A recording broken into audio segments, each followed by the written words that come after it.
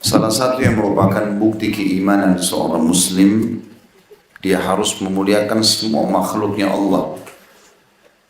Apakah itu manusia, jin, pohon-pohon, tumbuh-tumbuhan, hewan-hewan. Kita termasuk dianjurkan untuk bermuamalah yang baik. Dengan manusia, walaupun itu orang kafir, banyak sekali perintah-perintah. Di antaranya hadis Nabi SAW, irhamu man fil ardi yarhamkum man fis sama. Kasihanilah dan berbelas kasihlah kepada semua yang di bumi, maka yang di langit akan berbelas kasih pada kalian. Juga sabda Nabi SAW, man la yarham la yurham. Siapa yang tidak mengasihi maka tidak juga akan dikasihi. Juga sabda Nabi SAW, khairun nas anfa'um linnas. Manusia yang paling bermanfaat adalah yang paling banyak memberikan manfaat kepada manusia yang lainnya. Itu juga dengan jin yang beriman. Kalau yang kafir namanya syaitan, tentu kita mengusirnya dan mengutuk. Tetapi jin-jin beriman disebutkan dalam surat jin. Di antaranya sabda Nabi SAW, kalau kalian selesai makan dan tersisa tulangnya, maka buanglah dengan cara yang baik, karena itu adalah makanan saudara kalian jin. Kemudian juga tumbuh-tumbuhan, hewan-hewan, semua itu adalah makhluk Allah Subhanahu wa taala. Maksud dalam umumnya dalil tadi yang saya sebutkan itu. Tetapi secara khusus orang-orang muslim disuruh prioritaskan, kalau kita bicara lingkup manusia, adalah orang-orang yang sesama dia muslim. Jadi kalau ada opsi membantu seorang muslim dengan non-muslim, maka kita dahulukan muslim. Walaupun non-muslim juga boleh dibantu. Ya, sebagaimana sudah kita sering jelaskan masalah itu, kecuali dalam hal ibadah mereka saja. Misalnya membangun gereja dan yang sejenisnya, ini tidak boleh. Tetapi kalau bertetangga, berbakti dengan orang tua, bersilaturahim dengan kerabat yang non-muslim, juga menjenguk orang sakit, membantu orang susah di antara mereka, semuanya dibolehkan. Dan itu bagian daripada syariat kita. Bagaimana Nabi SAW pernah berbagi kambing kepada orang non-muslim, kemudian akhirnya dia masuk Islam karena melihat bagaimana ajaran kemuliaan yang dibawa oleh baginda Nabi SAW. Secara khusus orang muslim atau orang mukmin, maka kita harus menghormati mereka selama mereka syahadat. Itu lebih daripada yang lain. Sudah ada hadis pertama, kalau memang kita sampai 228 ya. Hadis 227, saya ingatkan kembali. Hadis pertama dalam bab kita dari Abu Musa al-Asy'ari radhiyallahu anhu, beliau berkata, Rasulullah sallallahu alaihi wasallam bersabda, al-mu'minu lil-mu'mini kal-bunyan yashuddu ba'duhu ba'dha wa shabbaka baina asabihi. Seorang mukmin bagi mukmin yang lain adalah bagaikan sebuah bangunan yang sebagian darinya menguatkan sebagian yang lain, dan beliau menjalinkan antara jari-jari beliau, maksudnya mempertemukan, seperti harus satu sama yang lain membantu. Dalam konsep ini tentunya kenal atau tidak kenal sama hukumnya. Ya. Walaupun nanti di kalangan orang-orang beriman ada lagi yang diprioritaskan lebih jauh, seperti misalnya kedua orang tua yang mempunyai hubungan sanak kerabat, orang yang pernah berbuat baik dengan kita. Tapi kita bicara umumnya, semua muslim kita berbuat baik sama mereka, kenal atau tidak kenal. Dan sebagaimana hadis ini, maksud dalam masalah ini adalah kepedulian kita terhadap keadaan muslimin, kayak sekarang di India yang mereka lagi dibantai, disiksa. Ya, mungkin Bapak Ibu tidak asing lagi melihat cuplikan-cuplikan di sekolah, anak-anak dibunuh di jalanan dan segala macam. Begitu juga di Syria yang belum selesai permasalahan mereka, di Palestina yang lagi dijajah, dan sekian banyak kaum muslimin yang sedang tertindas, yang Allah sedang menguji mereka, sementara itu tidak tertimpa pada kita. Alhamdulillah kita bersyukur dari satu sisi. Sisi yang lain kita harus tunjukkan kepedulian kita. Minimal Bapak Ibu lowongkan dalam doanya. supaya Allah Subhanahu wa taala berikan kepada mereka jalan keluar. Kita akan masuk kepada hadis kita pada pagi ini, semoga Allah berkahi. Hadis nomor 228 dari sahabat yang sama, dari Abu Musa al-Asy'ari radhiyallahu anhu, beliau berkata, Rasulullah sallallahu alaihi wasallam bersabda, "Man marra fi syai'in min masajidina aw aswaqina wa ma'ahu nablun falyumsik aw liyaqbid ala nisaliha bikaffihi aw yusiba ahadan minal muslimin ay yusiba ahadan minal muslimina minha bi syai'."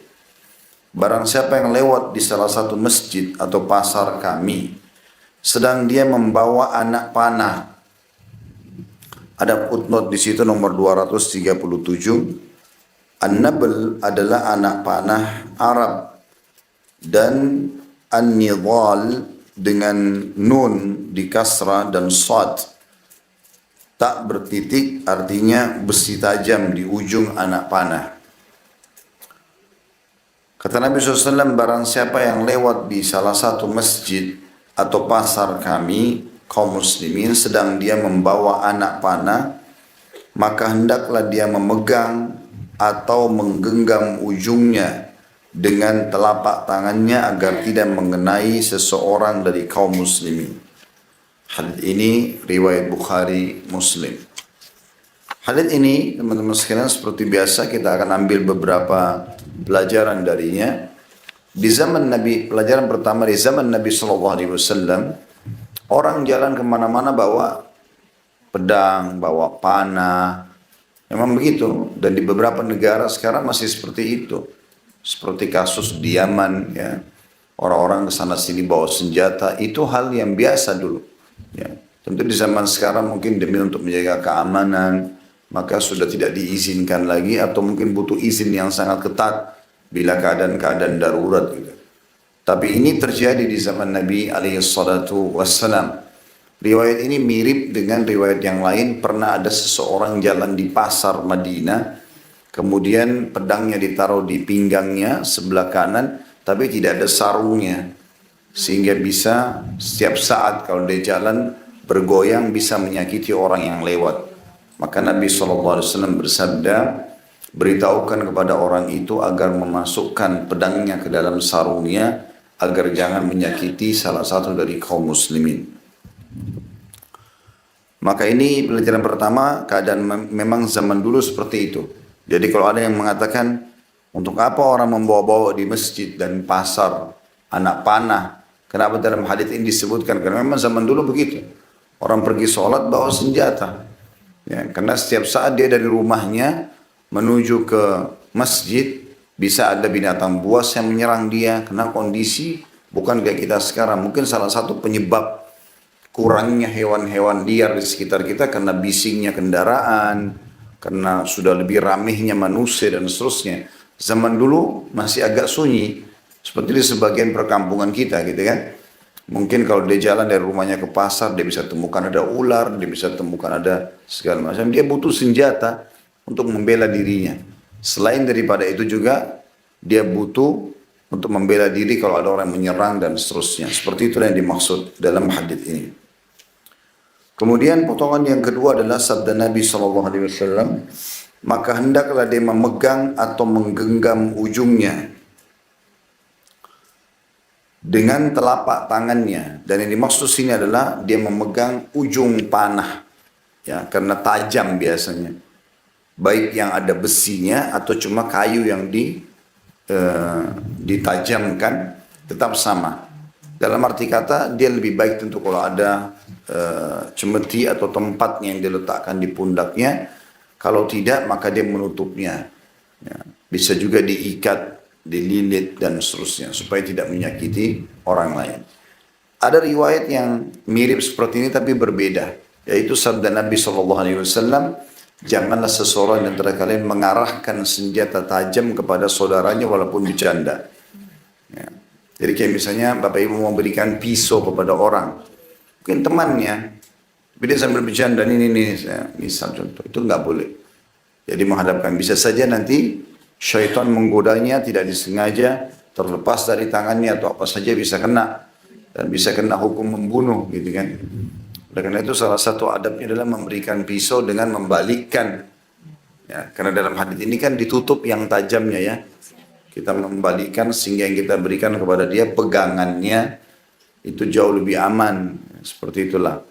Dan juga dengan sering menutup ya alat-alat tajam ini dengan sarungnya ya atau apalah ya. Tempatnya mungkin ibu punya pisau di rumah ada tempat yang lebih aman. Ini juga jauh lebih aman untuk anak-anak misalnya ya supaya mereka tidak menyalahgunakan masalah itu. Ini semua hikmah-hikmah yang bisa diambil daripada hadis ini. Dan potongan terakhir adalah agar tidak mengenai seorang pun dari kaum muslimin. Dan ini saksi bahasan kita. Maksudnya jangan sampai menyakiti siapapun di antara kaum muslimin. Hadis selanjutnya nomor 229 dari An-Nu'man ibn Bashir radhiyallahu anhu, beliau berkata, Rasulullah sallallahu alaihi wasallam bersabda, "Mathalul mu'minina fi tawaddihim wa tarahumihim wa ta'atufihim mathalul jasad idza ishtaka minhu 'udwun tada'a lahu sa'irul jasad bis-sahri wal humma." Perumpamaan kaum mukmin dalam hal saling mencintai, saling mengasihi dan saling menyayangi adalah bagikan satu jasad.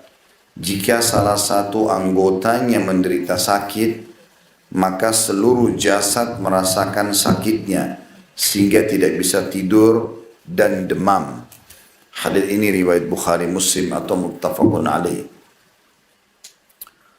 Hadis ini kita ambil pelajaran darinya bagaimana Nabi alaihi salatu wassalam memberikan perumpamaan kita sesama orang muslim, kenal atau tidak kenal, harusnya dalam berkasih sayang, dalam berbagi, dalam membela, ya, dalam membantu, itu bagikan satu jasad. Dari Nabi SAW gambarkan kita semua satu jasad. Bagaimana kata Nabi SAW jika salah satu anggota tubuh atau jasad itu menderita sakit, seperti misalnya kena pisau ya telapak tangan kita, maka pisau yang mengenai telapak tangan itu dirasakan semua sakitnya oleh tubuh ya.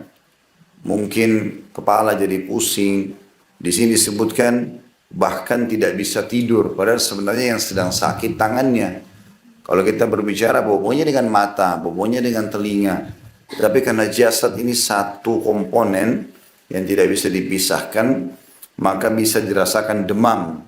Demam datang seluruh tubuh dari kepala sampai kaki hanya kena luka di tangan tadi. Jadi hadis ini memberikan pelajaran kepada kita bagaimana gambaran Nabi alaihi salatu wassalam tentang harusnya kita berkasih sayang satu sama yang lain.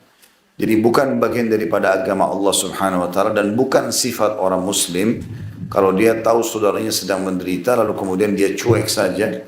Ya, baik itu tetangganya atau sama muslimin secara umum, baik di negaranya ataupun di luar negaranya. Ya, seperti yang saya bahasakan tadi kayak di India, di Palestina, di Cina, di zaman-zaman sekarang banyak umat Islam yang menderita. Tidak boleh Bapak Ibu bilang, itu kan bukan di Indonesia. Udah nggak masalah deh gitu. Ya, penting bukan kita yang kena. Lalu dia cuek saja. Dia sibuk dengan makanannya, dengan minumnya. Tidak. Kita harus tunjukkan kepedulian pada saat kita makan. Kesiannya saudara-saudara kita di India sana ya. Ya, kalau sudah lihat cuplikannya. Ya, bagaimana luar biasa cuplikan itu. Ya, umat Islam sekarang kebanyakan tinggal di pinggir-pinggir jalan. Karena mereka takut kalau dalam rumah bisa setiap saat diserang. Gitu kan. Dipukulin, dibunuh, segala macam. Dan tidak ada keamanan. Ya, entah kenapa isu itu tiba-tiba menyebar dan mereka membenci Islam. Padahal sebenarnya selama ini Islam tidak mengganggu mereka. Gitu, seperti itulah. Tapi itu terjadi. Intinya mereka sedang diuji oleh Allah Subhanahu wa taala dan kita sebagai muslimin harus menunjukkan kepedulian kita. Minimal tadi saya bilang Bapak Ibu biasakan sisipkan di doanya saja. Ya, supaya Allah Subhanahu wa taala mengangkat permasalahan mereka. Allah memberikan kemenangan, Allah terima para syuhada mereka dan seterusnya. Ini hampir di setiap majelis kami sering kami tutup dengan doa-doa seperti itu agar kita termasuk peduli terhadap kaum muslimin. Karena ada sebuah riwayat juga berbunyi, "Man lam yahtamu bi umur muslimin falaysa minhum." Siapa yang tidak peduli dengan perkara-perkara umat Islam, maka bukan dari golongan mereka. Justru kita tidak merasakan kenikmatan Islam sebelum kita menganggap sesuatu yang kita sukai buat diri kita, itu kita sukai juga buat muslim yang lain. Hadis yang sudah masyhur, hadis sahih, ya. La yu'minu, kata Nabi SAW, la yu'minu ahadukum hatta yuhibbu li akhihi ma yuhibbu li nafsi. Tidak akan dianggap sempurna iman seseorang di antara kalian sampai dia mencintai buat saudaranya apa yang dia cintai buat dirinya sendiri. Jadi sebagaimana Bapak Ibu tidak mau lapar, kita juga harus tahu untuk menyempurnakan iman kita, kita nggak mau siapapun muslim kelaparan. Sebagaimana kita tidak mau kalau kita lagi diserang, lagi tidak ada keamanan, dijajah, maka kita juga tidak mau itu terjadi pada setiap muslim dan seterusnya. Sebagaimana kita tidak mau orang lain kita sakit, kita juga tidak mau orang lain sakit. Semuanya adalah bentuk kepedulian, ya, muslim terhadap muslim yang lainnya. Hadis selanjutnya 230 dari Abu Hurairah radhiyallahu anhu, beliau berkata, "Qabbala an-nabiy sallallahu alaihi wasallam al-Hasan bin Ali radhiyallahu anhuma wa 'indahu al-Aqra' bin Yabis atau Ibn Habis wa 'indahu al-Aqra' bin Habis faqala al-Aqra' inna li 'asharatan min al-walad ma qabbaltu minhum ahada فنظر إليه رسول الله صلى الله عليه وسلم فقال من لا يرحم لا يرحم." Nabi SAW pernah mencium Al-Hasan bin Ali radhiyallahu anhuma, dan di sisi beliau ada Al-Aqra' bin Habis. Maka Al-Aqra' berkata, "Sesungguhnya saya memiliki 10 anak, saya tidak pernah mencium seorang pun dari mereka." Maka Rasulullah SAW langsung memandang kepadanya dan bersabda, "Barang siapa yang tidak menyayangi, maka tidak akan disayangi." Hadis riwayat Bukhari, Muslim. Pelajaran pertama dari hadis ini adalah tentang masalah Al-Hasan bin Ali radhiyallahu anhuma. Ini adalah cucu Nabi SAW yang masyhur, Hasan dan Husain, gitu kan. Al-Hasan masyhur, yang sabda Nabi SAW mengatakan tentang mereka berdua, Hasan dan Husain, sesungguhnya kedua cucu atau anakku ini adalah pemimpin anak-anak muda di surga. Dan mencintai mereka bagian daripada agama kita, gitu kan. Tetapi jangan sampai kita melampaui batas, ya. Sebagaimana orang-orang Syiah lakukan, mereka berlebihan dalam mencintai Husain, akhirnya mereka memukul-mukul diri mereka dan mengkafirkan siapapun yang dianggap terlibat di dalam masalah-masalah yang mereka anggap itu masalah yang besar, gitu kan. Sampai-sampai saking bencinya kepada sahabat-sahabat Nabi seperti Abu Bakar, seperti Umar, seperti Aisyah, radhiyallahu, maka sekarang tersebarnya virus corona ini, mereka bilang di channel-channel mereka, kalau virus corona ini nggak usah jauh-jauh cari sebabnya, itu pasti dari Abu Bakar sama Umar sama Aisyah, yang tidak nyambung sama sekali. Tapi seperti itulah. Sementara sahabat-sahabat Nabi yang mulia merupakan mertua Nabi, istri Nabi, tidak pernah punya masalah dengan cucu Nabi SAW, Al-Hasan, Al-Husain, dan seterusnya. Ya. Di sini Al-Hasan bin Ali radhiyallahu anhuma sering kali bertemu dengan kakeknya Rasulullah SAW. Dan setiap kali bertemu selalu saja Nabi SAW memeluk dan menciumnya. Banyak riwayat menjelaskan masalah itu. Apakah Nabi SAW lagi di masjid ngobrol sama sahabat lalu keduanya lewat. Pernah satu kali Hasan lewat radhiyallahu anhu. Kemudian Nabi SAW memegang kedua tangannya dan membiarkan Hasan menginjak dari kaki Nabi SAW sampai ke tulang kering beliau, ke lutut, ke paha. Sampai waktu Hasan sampai ke dada Nabi SAW, Nabi tidur di tanah. Dan membiarkan cucunya untuk bermain di badan beliau alaihissalam sebagai bentuk kasih sayang kepada anak kecil, ya, kepada anak kecil. Ini pelajaran besar bagi setiap muslim, karena banyak orang yang sangat kasar sama anaknya, tidak peduli, gitu kan. Kemudian memarah-marahi, yang kerjanya cuma memarahi saja. Apalagi kalau pergi ke tempat-tempat ibadah seperti masjid misalnya. Kita tahu kalau di gereja malah anak-anak kecil diberikan hadiah, diajak nyanyi-nyanyi. Ini kalau di masjid malah dimarah-marahin, sehingga yang muncul dari kecil kebencian terhadap masjid itu. Nah, kita harusnya bisa memahami masalah. Tentu orang tua harusnya bisa memahami juga. Dia tidak bawa anaknya ke masjid kalau terlalu kecil. Tapi juga orang-orang yang di masjid harus mengerti kalau anak itu sudah mulai beranjak. Ya, bukan lagi bayi, bukan lagi balita, tapi sudah mulai anak-anak, 5 tahun, 7 tahun, udah boleh diajak sholat. Jadi kan tinggal diberikan penjelasan saja supaya mereka bisa memaklumi masalah itu.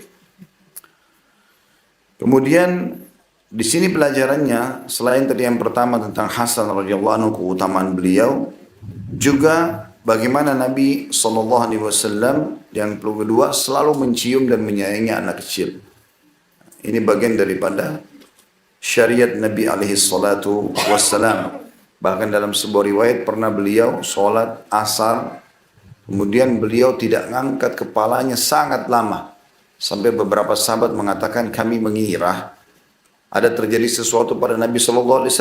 Karena tidak biasanya, lama sekali sujudnya. Dan zaman dulu tidak ada pengeras suara. Orang sujud aja terus. Sampai akhirnya terdengarlah suara Nabi SAW mengatakan Allahu Akbar. Terus mereka tahiyat, begitu salam, para sahabat akhirnya mengetahui apa sebabnya. Ternyata di pundak Nabi SAW ada Hasan dan Husain lagi bermain.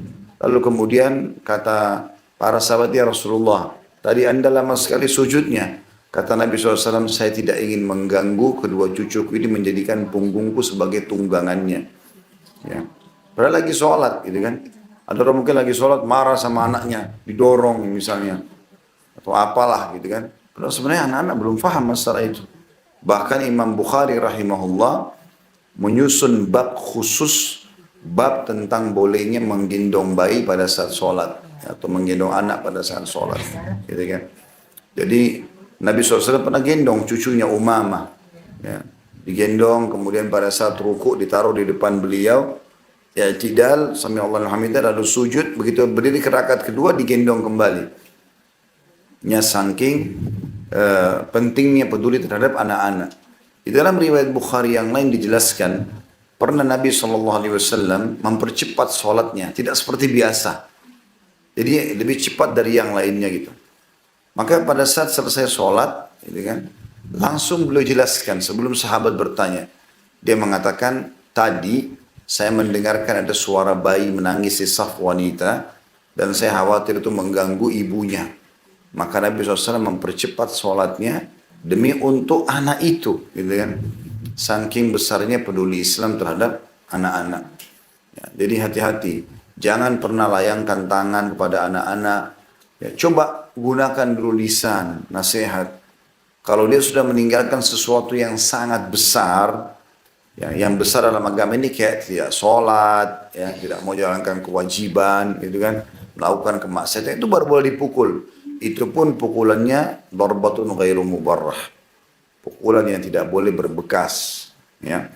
Kadang-kadang ibu-ibu kejam sekali, cubit sampai biru-biru paha anaknya, dijewer, ya, di apalah. Ini nggak boleh, bukan hak kita itu.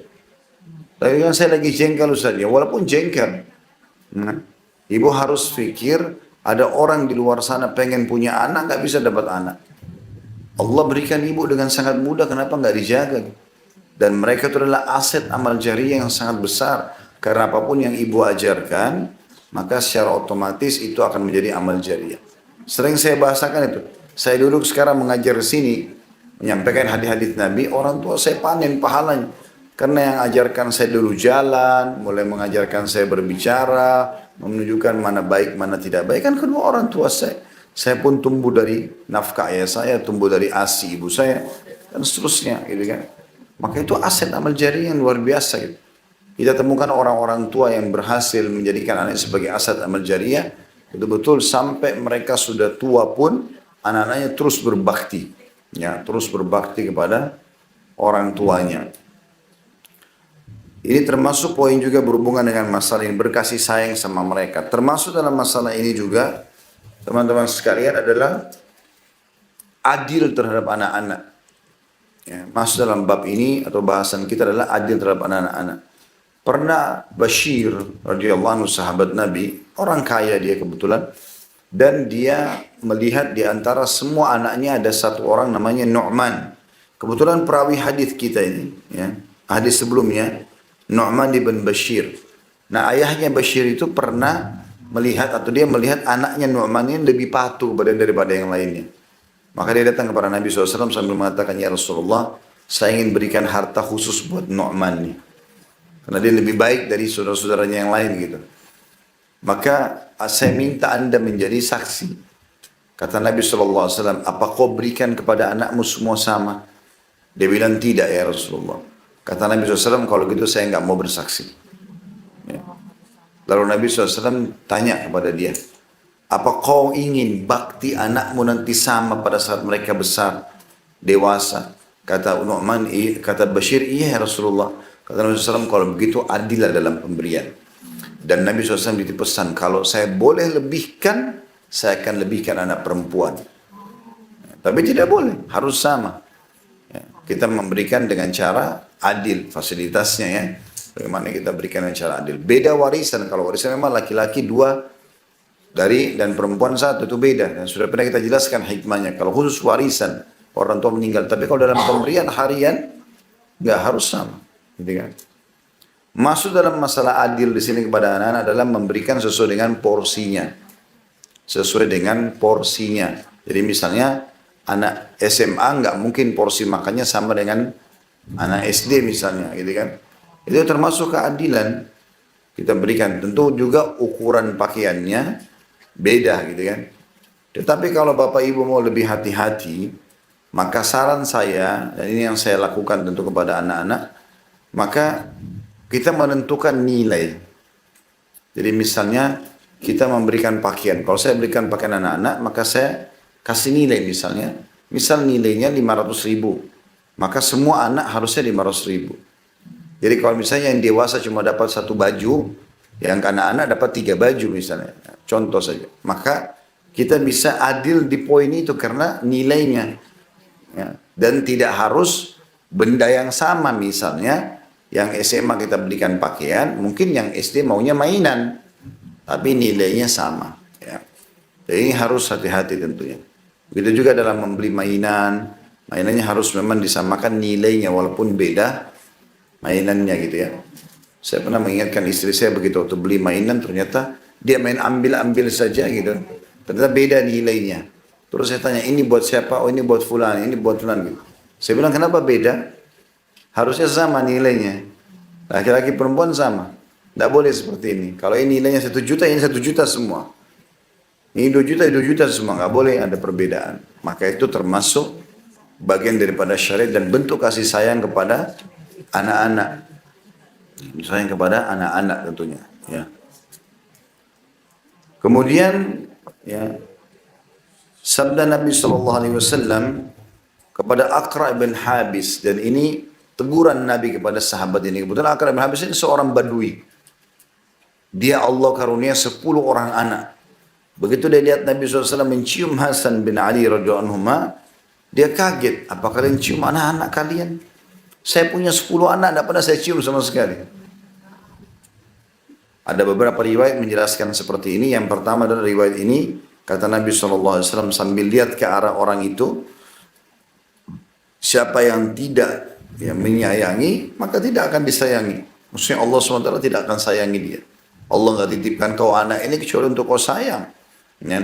Kau berbagi dengan dia. Dan termasuk bukan hal yang sia-sia menghabiskan waktu bersama anak-anak. Dalam mendidiknya, bermain sama mereka. Gitu kan. Mungkin ibu-ibu yang baru melahirkan, bayinya masih kecil, kadang-kadang begadang. Itu pahala semua. Karena dalam mengurus amanah yang Allah Subhanahu wa ta'ala titipkan.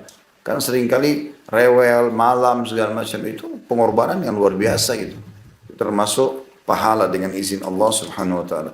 Dan Allah akan mengembalikan nanti dalam bentuk bakti anak itu kepada kita. Sesuai dengan kadar pengorbanan kita tentunya. Makin besar kita berkorban, maka insya Allah makin besar pula balas respon bakti anak itu kepada kita. Seperti itulah. Juga riwayat lain dikatakan mirip dengan ini, tapi riwayat lain berbunyi, apa yang harus saya lakukan kata Nabi SAW kalau Allah sudah mengangkat rasa kasih sayang dari dalam hatimu. Artinya penilaian kasih sayang termasuk bermuamalah dengan anak-anak. Subhanallah, orang yang terbiasa bercanda sama anak-anak, berkasih sayang sama mereka, ini kita temukan juga orangnya begitu di masyarakat. Ya, karena dia bisa sabar dengan anak-anak yang kadang-kadang aktif, menjatuhkan benda ini dan seterusnya, dia bisa bersabar, tidak emosional. Kita temukan dalam pergaulannya juga akan seperti itu. Dia akan bisa bersabar gitu. Tapi orang yang tidak bisa sabar sama anak-anak, maka tidak akan sabar di masyarakat. Pasti kita temukan orang yang emosional dan segala macam seperti itu. Maka anak-anak ini bisa menjadi pendidikan tersendiri buat kita. Sebagaimana kalau sisi yang lain, pernah Nabi SAW bersabda, tidak ada Nabi yang Allah utus kecuali mengembala kambing. Kata para sahabat, Anda juga ya Rasulullah? Kata Nabi SAW, iya, saya pun juga. Saya pernah mengembala kambingnya orang-orang Mekah dengan dibayar beberapa dinar. Gitu kan? Nah, ulama menyebutkan, apa hikmahnya? Kenapa mengembala kambing? Dan semua Nabi. Kata kambing itu hewan-hewan yang tenang, mudah untuk diatur, gitu kan? Mereka kalau makan berkelompok, gitu-gitulah. Ya. Dan itu supaya mereka mengambil pelajaran. Ya. Hatinya jadi lembut, jadi baik. Ternyata ada pengaruhnya itu. Ya, ada pengaruh. Kalau kita, ini contoh sisi yang lain ya. Tapi kalau kita kembali kepada pendidikan anak, seperti itulah. Intinya kalau Anda, bapak dan ibu bisa mengontrol emosi dengan anak-anak, dipastikan di tengah masyarakat Anda juga bisa mengontrolnya. Itu poinnya. Tapi kalau tidak bisa mengontrol ini, maka pasti juga akan tidak mungkin bisa mengontrol emosinya. Gitu. Selanjutnya hadis nomor 231 dari Aisyah radhiyallahu anha, beliau berkata, "Qadima nasun minal a'rabi ala Rasulillah sallallahu alaihi wasallam faqalu atuqabbiluna sibyanakum?" Faqala na'am. Qalu lakinna wallahi la nuqabbil. Faqala Rasulullah SAW, awa amliku in kana Allahu naza'a min qulubikum rahmah. Beberapa orang Arab Badui atau pedalaman datang kepada Rasulullah SAW. Mereka lalu bertanya, apakah kalian biasa menciumi anak-anak kalian? Maka beliau SAW menjawab, iya.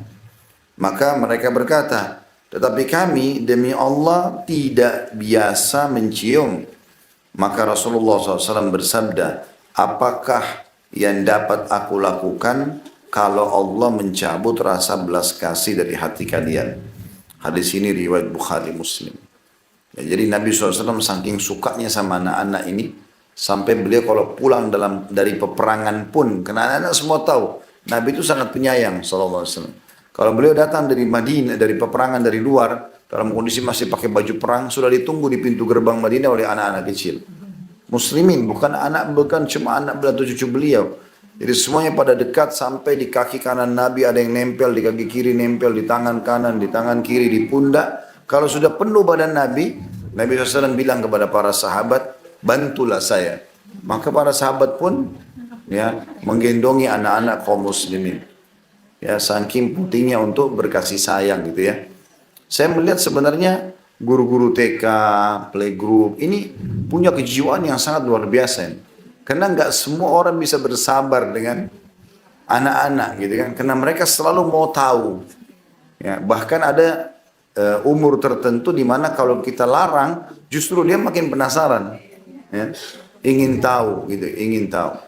Ya. Kalau ada orang tua yang sering menemukan anaknya masih kecil suka buat tanda kutip demo-demo di rumah, ya, jatuhin ini, sengaja tumpahin ini, itu jawabannya sederhana dalam pendidikan anak karena orang tuanya nggak pernah kasih perhatian. Dia aja ngomong orang tuanya cuek, ibunya sibuk dengan handphone, ayahnya sibuk dengan handphone, nggak mau peduli. Akhirnya anak ini bingung mau main apa sendiri, ambil gelas jatuhin, tes dulu. Oh, ternyata kalau jatuh gelas marah. Nah, ini kasih sayang nih. Bagi dia marahnya bapak ibu itu bukan marah. Bagi dia itu perhatian. Maka mulailah dia melempar gelas, menjatuhkan ini dan seterusnya. Saya lihat di rumah anak-anak seperti itu. Kapan saya ngobrol sama istri saya, kemudian mereka ajak sesuatu. Kemudian kebetulan saya bilang, sebentar ya nak. Itu begitu saja, sebentar. Masih ngobrol, pasti mereka buat sesuatu. Ada saja gitu. Ya, yang dia tahu pasti kita akan tegur, mau menjatuhkan ini, menjatuhkan itu kan gitu. Maka memang saya kadang-kadang bilang sama istri saya, kita berikan waktu dulu buat mereka, duduk ngobrol, bacain buku gitu kan. Maka itu jauh lebih baik tentunya. Di sini pelajaran daripada hadis ini mirip dengan sebelumnya, bagaimana Islam memerintahkan kita untuk berkasih sayang sama anak-anak dan bagaimana perannya cium orang tua kepada anak itu sangat besar. Ya. Ini sesuatu yang bentuk kasih sayang. Bahkan berapa banyak anak-anak yang sakit sembuh karena pelukan orang tuanya, karena kasih sayangnya, bukan karena obatnya. Ya, tetapi justru perhatian-perhatian khusus yang diberikan itu sudah cukup untuk membuat mereka ya baik gitu. Dan anak-anak ini subhanallah kalau tidak biasa didekati dari kecil, maka pada saat dewasa pasti dia tidak akan dekat sama orang tuanya. Jadi kalau ada bapak ibu, mudah-mudahan di sini tidak ada. Tapi kalau dia lihat anaknya sudah mulai gadis atau sudah bujang selalu menjauh, itu memang dari kecil kita nggak pernah dekatin. Dia nggak bakalan. Begitu dia dapat teman-temannya di luar sana, teman-temannya memuji dia, menyanjung dia, udah dia lebih pilih temannya daripada orang tuanya. Ini berbahaya dalam pendidikan anak. Berbahaya sekali. Saya justru melihat pribadi ya, karena ada bedah buku di Cempaka Putih, kalau hari Kamis, besok siang itu ada bedah buku tentang bagaimana mendidik anak dalam Islam. Satu buku yang cukup tebal kita bedah juga, tentu tidak setebal buku ini ya. Tapi itu banyak sekali poin-poin yang kita bisa ambil pelajaran bagaimana Islam peduli dengan pendidikan anak dan bagaimana pentingnya kita harus menjadikan mereka sebagai aset-aset umat yang bisa baik. Dan itu tidak mungkin terjadi kecuali orang tuanya dasarnya salah satu poinnya sangat dekat dengan anak dari waktu kecil. Sering memeluk, sering mencium dan seterusnya gitu kan. Saya kalau dekat sama anak-anak, sering kali saya dekatin lalu mereka datang tiba-tiba. Ataupun saya baru datang saja mereka sudah datang. Karena mereka tahu selalu kita rangkul, dekati segala macam. Sampai saya pernah bilang, kok kalau abati datang begitu sih? Itu berubah semua gitu kan. Tinggalkan dia maksudnya gitu. Ya muhasabah mestinya. Selama saya lagi tidak ada, gimana muamalahnya dengan anak-anak nih? Nggak mungkin anak-anak itu akan melakukan yang seperti ini kalau kecuali dia merasa ada yang lebih baik dari itu kan. Begitu juga dengan banyak orang terjadi karena ibunya ini sibuk, banyak program sana sini akhirnya dekatnya sama pembantu. Kalau sakit anaknya cari pembantu, bukan cari ibunya gitu ya. Padahal yang diamanahkan oleh Allah SWT adalah ibunya gitu. Ini termasuk pelajaran tentunya dan Nabi SAW menitik beratkan bagi orang yang tidak punya kepedulian terhadap anaknya, berarti sudah tidak ada kasih sayang dalam hatinya. Sebagaimana saya bahasakan tadi, sebenarnya bentuk tolok ukur orang itu baik, sebenarnya baiknya di rumah tangganya. Kalau dia, bagaimana dia bermuamalah sama istri, sama suami, sama anak, itu tolok ukur. Di situ kalau dia sukses di luar. Pasti baik di luar. Gitu kan? Tapi kalau dia gagal di situ, maka gagal juga di luar. Itu otomatis itu. Hadis selanjutnya mirip juga dengan yang tadi, karena ini hadisnya mirip-mirip semuanya.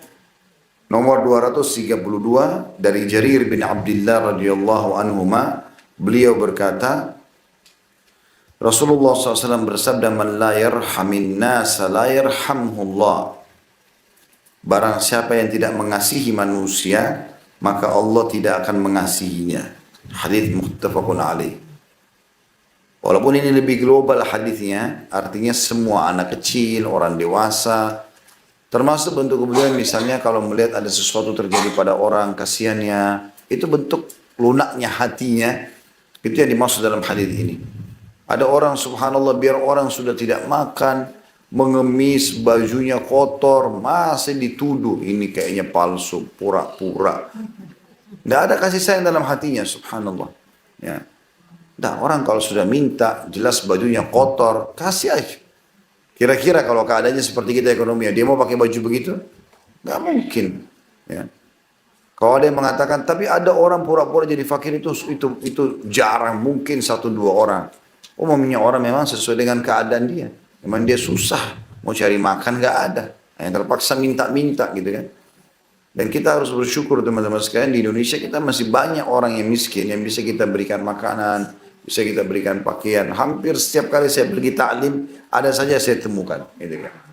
Kalau kita hidup di Dubai, mau cari orang miskin di mana? Susahnya cari orang miskin, semuanya orang mampu. Gitu. Umumnya ya. Jadi mereka pun mau bersedekah, sedekah di mana? Makanya sedekahnya dikeluarkan dari negaranya. Ini. Tapi kita alhamdulillah punya peluang yang sangat banyak untuk bisa kita lakukan itu. Salah satu yang bisa, ya, dari hal ini diambil pelajaran, salah satu yang bisa menyelesaikan permasalahan yang sedang dihadapi oleh seseorang adalah dia berkasih sayang sama orang lain. Jadi misalnya dia lagi sakit atau dia lagi susah, dia lagi ada masalah, dia cari orang susah, orang miskin, kemudian dia bersedekah, membantu mereka, mengeluarkan mereka dari permasalahan yang sedang mereka hadapi. Maka itu adalah salah satu penyebab utama hilangnya permasalahan yang sedang dia hadapi. Kemudian hadis nomor 233 dari Abu Hurairah radhiyallahu anhu bahwa Rasulullah sallallahu alaihi wasallam bersabda, "Idza shalla ahadukum lin-nasi falyukhaffif fa inna fihim ad-dha'ifa was-saqima wal-kabir wa idza shalla ahadukum li nafsihi falyutawwil ma syaa." Apabila salah seorang di antara kalian salat sebagai imam bagi orang banyak, maka hendaklah dia meringankan salatnya. Karena sesungguhnya di tengah-tengah mereka ada orang yang lemah, orang yang sakit, dan orang tua. Namun apabila salah seorang dari kalian sholat untuk dirinya sendiri, maka silakan memanjangkannya sesuka hatinya atau sesukanya. Hadis riwayat Bukhari Muslim. Dalam riwayat lain, wadzal hajah, dan juga ada orang yang memiliki keperluan. Hadis ini memberikan pelajaran kepada kita tentang, pelajaran pertamanya, pentingnya meringankan sholat kalau menjadi imam bila di keramaian orang. Ya, di keramaian orang, dan ini awamnya orang, bercampur semuanya, segala jenjang pendidikan, sosial, segala macam ini bergabung. Kayak di masjid umumnya lah. Maka ini dianjurkan untuk meringankan sholat. Ya. Berbeda kalau kita bicara, kita sedang berada di komunitas khusus, kayak misalnya di pesantren, memang semuanya santrinya saja, nggak ada yang lain. Dan atau di tempat tahfidz Quran, memang dasarnya mereka sedang murajaah juga, ya, ayat-ayatnya itu berbeda. Mungkin dia bisa membaca lebih panjang.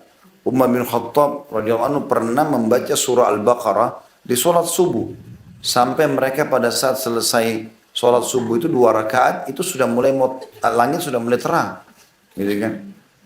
Karena beliau membaca. Tapi memang itu di komunitas sahabat yang mereka semuanya umumnya memang sangat suka dengan baca ayat Al-Quran dan segala macam. Tapi kalau kita berada di umumnya orang, di masjid di pinggir jalan yang memang semua orang lalu lalang, setiap azan orang cuma mampir, kita nggak tahu, maka harus diperhatikan masalah ini. Ya. Secara umum, tentang meringankan sholat ini bagian daripada syariat. Ya, secara umum. Secara khusus tadi kalau ada waktu tertentu, orang-orang tertentu tidak ada masalah. Tapi secara umum itu. Alasannya disebutkan oleh Nabi SAW. Karena di tengah-tengah mereka ada orang yang lemah. Mungkin dia nggak bisa berdiri lama. Ya, lemah secara fisik. Ada orang yang lagi sakit. Mungkin dia demam. Mungkin dia lagi flu berat. Ya.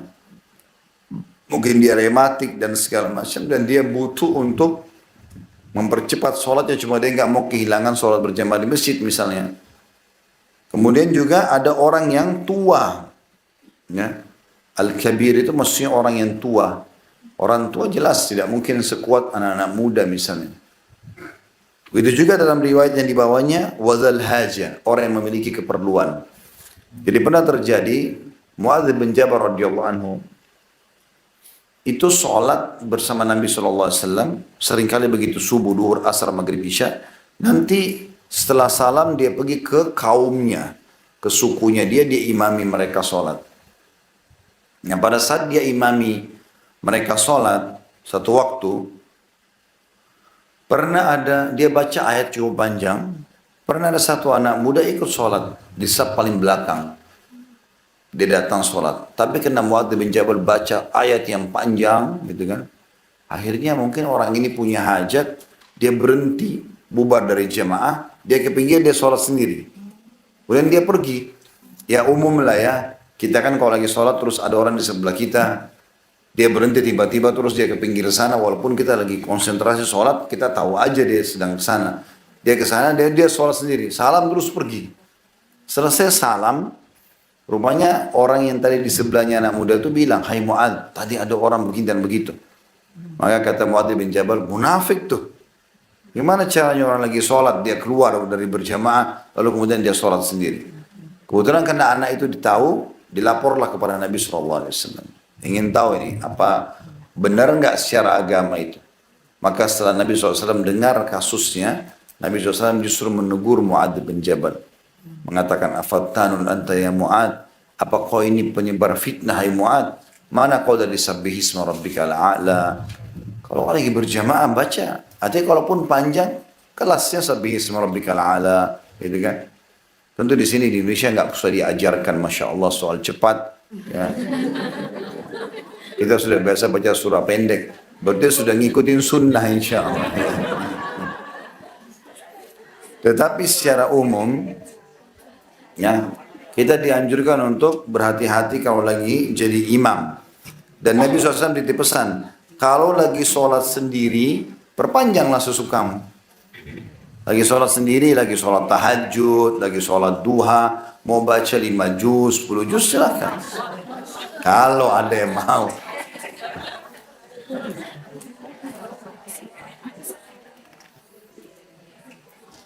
Baik, ini pelajaran pertama tentang pentingnya seorang imam meringankan sholatnya kalau dia sedang mengimami orang umumnya, gitu kan. Kemudian pelajaran yang kedua diambil adalah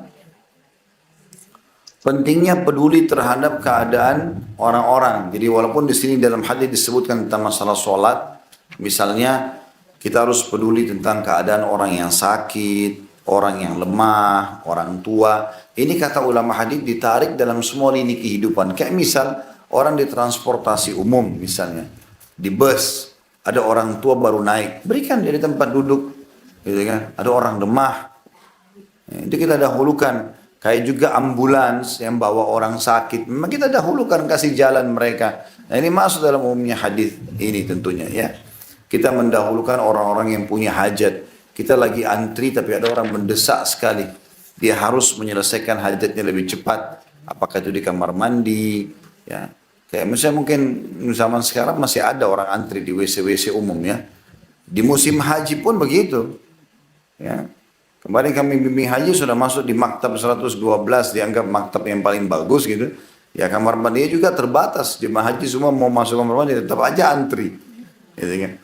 Kecuali memang ada lagi yang punya kamar mandi khusus dibuat dan segala macam dengan biaya yang sangat besar. Tapi saya melihat orang, ya ada yang orang menaklukkan orang lain, ada hajat, dia memang lagi mules, dia mau dahulukan. Dan ini juga pelajaran bagi orang yang punya hajat, dia pamit juga baik-baik. Saya mohon maaf, saya harus dahulukan gini dan begitu. Ibu saya lagi sakit di rumah sakit, saya buru-buru. Maka yang lain juga mendahulukan saudaranya, seperti itulah. Jadi ini masuk dalam umumnya muamalah sehari-hari, walaupun ini hadis menyebutkan tentang masalah sholat. Artinya semua orang lemah, semua orang sakit, semua orang tua didahulukan ya, dalam kebutuhan-kebutuhan mereka. Dan ini termasuk bagian daripada keimanan kita. Hadis selanjutnya 234 dari Aisyah radhiyallahu anha, beliau berkata, "In kana Rasulullah sallallahu alaihi wasallam la yadha'u al-'amal wa huwa yuhibbu an ya'mala bihi khasyata an ya'mala bihi an-nasu fayufrada 'alaihim." Hadis muttafaqun alaih. Rasulullah SAW meninggalkan suatu amal perbuatan padahal beliau ingin melakukannya karena takut diamalkan terus oleh umat beliau sehingga hal itu akhirnya diwajibkan kepada mereka. Jadi ini bentuk, hadis ini bentuk kasih sayang Nabi Muhammad SAW kepada kita. Ya. Jadi selama itu bukan kewajiban, ibadah-ibadah sunnah, ada yang kalau memang umum orang lihat Nabi SAW kerjakan, lebih banyak dikerjakan tapi kadang-kadang Nabi tinggalkan. Tujuannya supaya jangan menjadi wajib. Karena kalau Nabi SAW sudah rutin kerjakan di depan orang, bisa menjadi wajib hukumnya. Contoh, ya hadis yang masyhur tentang masalah sholat tarawih. Ya, waktu awal diperintahkan sholat tarawih, Maka Nabi SAW sholat di hari pertama Ramadan, gitu kan, diikuti oleh para sahabat. Ternyata ya, tersebar berita, karena itu kan sholat sunnah, jadi Nabi SAW tidak panggil mereka khusus, ayo sholat yuk, gitu. Nah yang sempat ikut sama Nabi SAW, dan mereka merasa senang, karena bisa sholat tarawih atau sholat malam bersama Nabi SAW, gitu kan. Rupanya tersebar satu Madinah, Nabi semalam sholat loh, habis sholat Ba'diyah Isya ini, sholat lagi gitu. Masjid jadi penuh hari kedua. Orang semua pada mau ikut. Ternyata Nabi SAW tidak keluar. Nabi nggak keluar. Mereka nunggu sampai menjelang subuh. Kan? Begitu azan subuh Nabi SAW baru keluar. Ya, sampai ada sahabat yang tidak makan sahur pada saat itu. Karena mereka nunggu Nabi sholat. Maunya ikut sholat bersama Nabi SAW. Begitu azan Nabi SAW keluar. Lalu mengimami mereka sholat subuh. Habis itu Nabi SAW jelaskan. Saya tahu kalian kumpul semalam. Dan saya sengaja tidak keluar. Karena kalau saya keluar imami kalian, bisa saja Allah wajibkan. Dan itu jadi berat buat kalian. Ya. Itu kalau Nabi Muhammad SAW yang melakukannya. Kalau kita silakan dirutinkan. Gitu kan. Ya, ini karena Nabi SAW pada saat itu masih masa proses turunnya hukum. Itu kan. Maka apa yang Nabi SAW melakukan rutin di depan umatnya bisa menjadi sebuah kewajiban, dan beliau tidak mau jadikan itu sebagai kewajiban sehingga membebani umatnya. Ini bentuk kasih sayang kepada umatnya alaihi salatu wassalam. Kemudian hadis selanjutnya 235 dari Aisyah radhiyallahu anha, beliau berkata, nahahumun nabiyyu sallallahu alaihi wasallam anil wisali rahmatan lahum faqalu innaka tuwasil faqala inni lastu kahayatikum inni abitu yut'imuni rabbi wa yasqini. Hadis ini muttafaqun alaih atau riwayat Bukhari Muslim. Nabi SAW melarang mereka, maksudnya para sahabat, berpuasa wisal. Ada footnote di situ nomor 239. Wisal adalah menyambung puasa yang tidak berpuasa, yang tidak berbuka sampai 2 hari. Jadi kayak misalnya puasa sampai azan maghrib masih kuat, lanjut sampai besok baru buka puasa. Kenapa heboh? 1 hari aja berat ya. Tapi ada orang karena keimanannya mau melakukan itu. Nabi SAW melarang mereka berpuasa wisal karena kasihan kepada mereka. Maka ada di antara sahabat yang berkata, tetapi anda sendiri melakukan wisal. Anda sendiri puasa menyambung ya Rasulullah. Maka beliau pun sallallahu alaihi wasallam menjawab, sesungguhnya keadaanku tidak seperti kalian. Karena sesungguhnya aku melewati malam hari dalam keadaan aku diberi makan dan minum oleh Tuhanku. Artinya Allah SWT berikan beliau rasa kenyang, hilangnya rasa hausnya dan seterusnya. Tidak seperti kita umumnya. Di sini dikatakan artinya, dia menjadikan dalam diriku kekuatan seperti orang yang makan dan minum. Jadi bukan berarti lagi puasa Allah kasih makan dan minum. Tidak, tapi Nabi SAW diberikan oleh Allah SWT rasa kenyang, hilangnya rasa haus, sehingga bisa lebih bertahan. Sampai 2 hari pun beliau tidak masalah. Hadis ini memberikan pelajaran kepada kita tentang masalah anjuran berpuasa sunnah. Ya, anjuran berpuasa sunnah semampunya tentu ya. Tapi memang ini harus dimulai. Selain puasa Ramadan, kayak puasa Senin Kamis, puasa Ayyamul Bid, 3 hari setiap bulannya, ya, puasa 9 hari pertama bulan Zulhijjah, puasa 6 hari bulan Syawal gitu kan. Jadi kita puasa hari Tasu'a dan Asyura, 9 dan 10 Muharram, ini anjuran agar kita membiasakan diri. Dipastikan orang yang terbiasa puasa sunnah, maka puasa Ramadan akan jadi ringan buat dia. Kalau orang sudah biasa Senin Kamis dalam 1 pekan, 2 hari itu dia khususkan buat Allah SWT, tiba Ramadan dia biasa saja. Tapi orang yang tidak puasa kecuali Ramadan, tiap Ramadan tiba di pekan-pekan pertama biasa berat bagi dia. Karena memang dia dari transisi sekitar 11 bulan nggak pernah puasa, sekarang puasa gitu kan. Tapi kalau orang sudah terbiasa secara otomatis ya, tenggorokannya terbiasa haus, perut terbiasa lapar, ini jadi biasa buat dia. Dan puasa ini kesehatan. baik buat kita gitu ya. Karena umumnya semua sumber masalah penyakit ini dari makanan dan minuman. Nah, kalau kita berpuasa kita bisa mengontrol itu ya, secara otomatis tentunya. Dan ada seorang dokter mengatakan tidak ada penganut agama yang lebih sehat dibandingkan kaum muslimin. Karena mereka punya terapi puasa sepekan 2 kali, sebulan 3 hari, itu puasa Ayyamul Bid 13, 14, 15, dan mereka punya setahun sekali Ramadan. Ya, itu adalah hal yang sangat baik. Ya, orang kalau lagi punya sakit, penyakit, insya Allah mungkin Bapak Ibu mudah-mudahan tidak ada, tapi kalau ada yang pernah mengalami pasti tahu. Pasti kalau dia berobat, ada penyakit-penyakit yang dianggap berbahaya oleh dokter, pasti disuruh kontrol makanannya. Ini nggak boleh, ini boleh. Sebenarnya sama dengan puasa. Ya. Kalau puasa mengontrol itu semua tentunya. Baik, kita ambil pelajaran daripada hadis ini tentang masalah yang pertama, perintah untuk memperbanyak puasa sunnah. Hanya saja ada larangan berpuasa wisal. Dan puasa wisal sudah kita jelaskan tadi, menyambung sampai 2 hari tidak berbuka puasa atau di hari kedua baru berbuka puasa. Dan itu dilakukan oleh Nabi alaihissalatu wassalam. Yang kedua, ada sebuah pelajaran penting diistilahkan dengan khususiyatun Nabi sallallahu alaihi wasallam. Maksudnya sesuatu yang Allah khususkan hanya untuk Nabi, nggak boleh orang lain lakukan. Ya, seperti kasus puasa wisal ini. Ya, ini memang tidak mungkin umatnya melakukan karena Nabi SAW dikhususkan oleh Allah SWT. Beliau berpoligami lebih dari 4 orang istri. Ini khusus untuk Nabi SAW. Tidak boleh dilakukan oleh orang lain gitu kan. Padahal sebenarnya Nabi kan sebagai contoh buat kita. Tapi ada namanya atau istilahnya khususiyah. Khusus buat Nabi SAW. Semua istri Nabi setelah Nabi meninggal nggak boleh menikah lagi sama laki-laki lain. Khusus. Julukan mereka Ummul Mukminin. Jadi seperti ibu kita. Ya, ibunya orang-orang beriman. Semua istri Nabi. Makanya Aisyah itu pada saat Nabi SAW meninggal dalam hadis Bukhari dijelaskan umurnya masih 18 tahun. Masih sangat mudah. Gitu kan.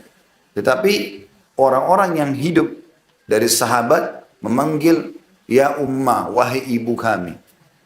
Ya, dipanggil. Jadi memang dihormati begitulah. Itu khusus buat Nabi SAW. Kalau laki-laki lain dia meninggal istrinya boleh menikah.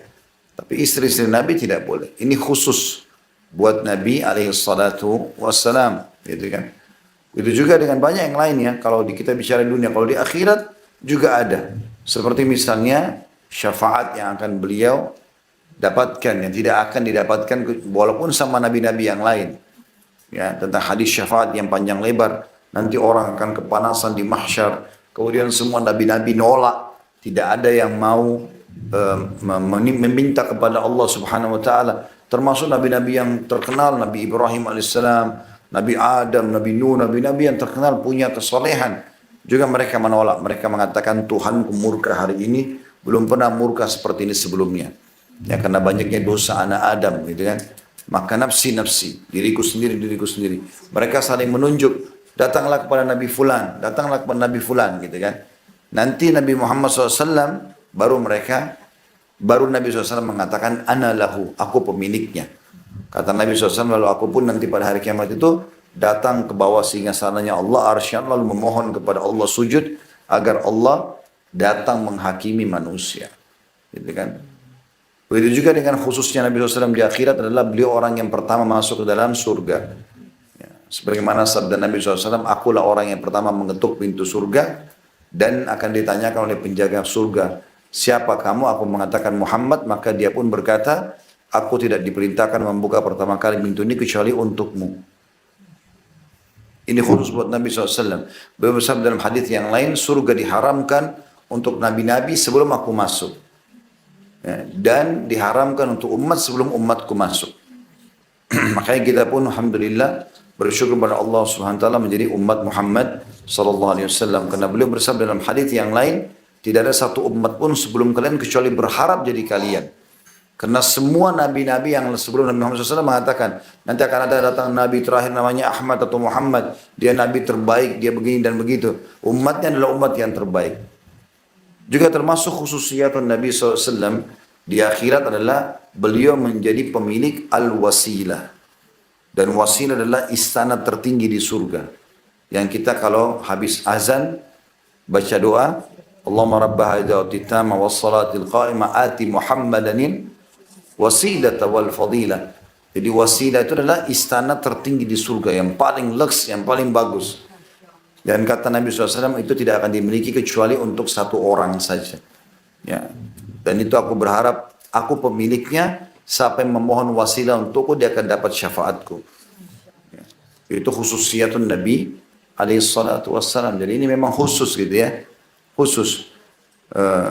Kalau dalam di dunia tentu banyak sebagaimana sudah kita sebutkan tadi. Di antaranya juga kalau di dunia itu pernah ada riwayat menjelaskan Nabi SAW kalau lagi sholat itu Allah mudahkan beliau untuk bisa melihat ya ke arah makmum walaupun beliau hadap depan. Ya, bagaimana Allahu a'lam kita nggak tahu. Karena Nabi SAW mengatakan luruskan dan rapatkan saf kalian karena aku bisa melihat kalian dari arah aku sholat ini. Itu Allah berikan gitu. Berapa kali Nabi SAW diperlihatkan juga ini sebagai mukjizat Baitul Maqdis ya. Waktu beliau pulang dari Isra dan Mi'raj kan orang-orang Quraisy mengatakan bagaimana kau bisa pergi ke sana hai Muhammad? Ya, kan?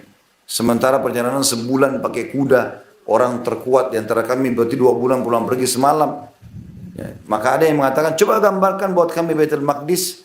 Kata Nabi SAW, Allah pun menggambarkan Baitul Maqdis di hadapan mataku. Sehingga aku bisa menjelaskan berapa tiang, warna-warnanya dan seterusnya.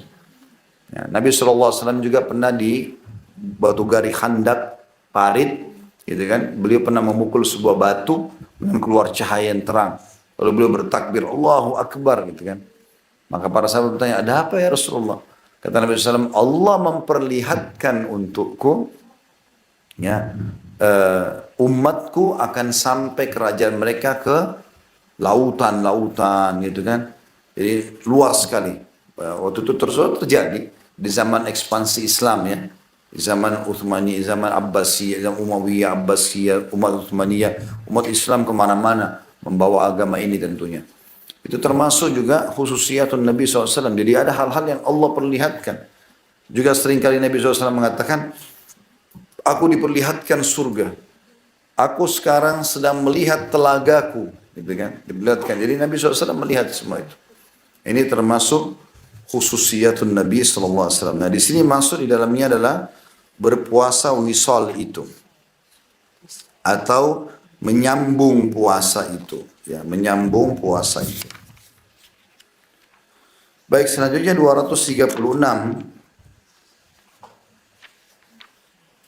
Dari Abu Qatadah Al-Harith bin Rib'i radhiyallahu anhu beliau berkata, Rasulullah SAW bersabda, Inni la'aqumu ila salati wa uridu an utawwila fiha fa asma'u buka as-sabi fa atajawwaza fi salati karahiyatan an asyukka ala ummihi.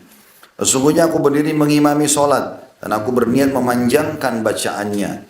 Lalu tiba-tiba aku mendengar tangisan anak kecil, maka aku menyingkatnya, ya, meringkas, karena aku khawatir akan memberatkan ibunya.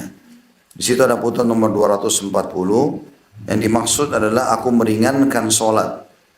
Muslim telah menjelaskan dalam riwayatnya dari Anas radhiyallahu anhu tentang apa yang diringankan oleh Nabi SAW dengan lafaz fayaqra as-surat al-qasirah, maka beliau membaca surah yang pendek. Hadis ini sudah kita jelaskan tadi sebenarnya ya, tentang masalah ya bagaimana orang kalau jadi imam tidak boleh memanjangkan bacaannya. Ya, karena tadi sudah dijelaskan di hadis sebelumnya ada orang yang lemah, ada orang sakit, ada orang tua dan seterusnya. Kurang lebih seperti itu gambaran daripada hadis ini. Dan ini termasuk juga jangan sampai ada makmum yang hilang konsentrasi di antara ibu-ibu karena lamanya tangisan anaknya. Anaknya lagi mau susu, mungkin lagi mau dibersihkan badannya gitu kan, karena dia kencing, buang air segala macam. Lalu imamnya baca surah Al-Baqarah, ini kan kesian. Ya. Baik, hadis selanjutnya 237 dari Jundub bin Abdullah radhiyallahu anhu, beliau berkata, Rasulullah SAW bersabda, "Man shalla salat as-subhi fahuwa fi dhimmatillah, fala yatlubannakumullahu min dhimmatihi, fala yatlubannakumullahu min dhimmatihi bi syai', fa innahu man yatlubhu min dhimmatihi bi syai'in yudrikhu, thumma yakubbuhu ala wajhi fi nari jahannam." Hadis ini riwayat Imam Muslim. Artinya, barang siapa yang telah melaksanakan sholat subuh, maka dia berada dalam jaminan Allah. Ada potong nomor 241.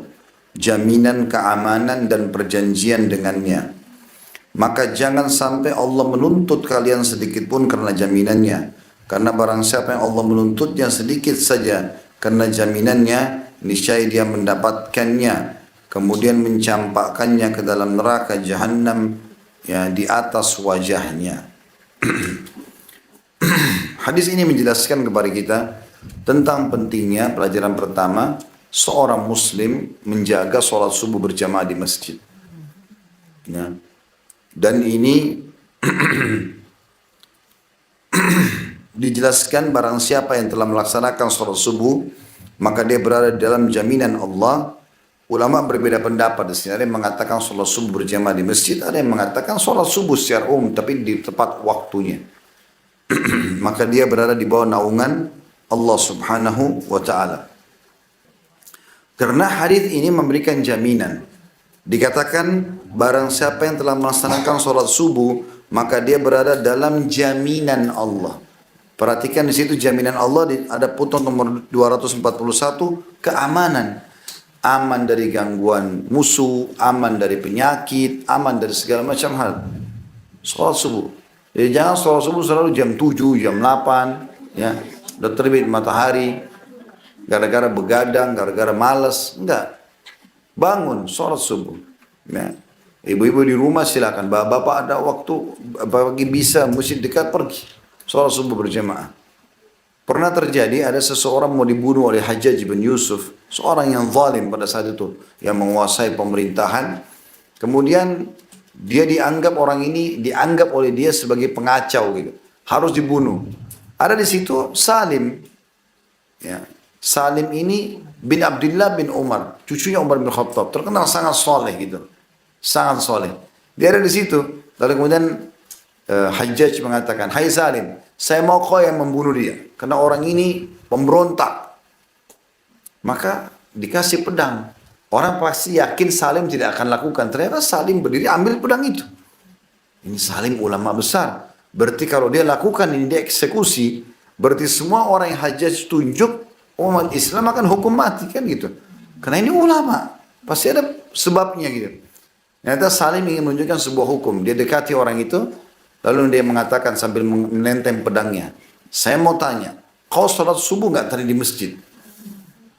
Kata orang itu, "Iya, saya menjaga. Sudah sekian tahun saya selalu sholat subuh."